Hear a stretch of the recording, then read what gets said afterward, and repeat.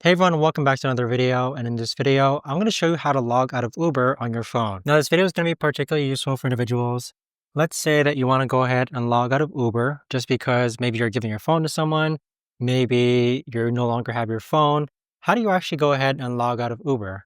Now, this video is going to be short, sweet, and simple, guys. There's not going to be a lot of steps involved. But in order to do this, what you're first going to do is click onto the Uber app. Next, you want to click on Account on the bottom right-hand corner. Next, you want to go ahead and click on where it says Settings. Click on Settings. And then from this option here, or this page here, you want to go ahead and scroll all the way down to where it says Sign Out. So once you click on Sign Out, that is going to go ahead and sign you out of your Uber app on your phone. But there you have it, guys. That right there is the best and easiest way that I know of to actually go ahead and log out of Uber on your phone. If you guys know of a better or easier way to actually do this, let me know in the comments down below. I would love to know. Thanks so much for watching, everyone, and I'll see you guys all in the next video.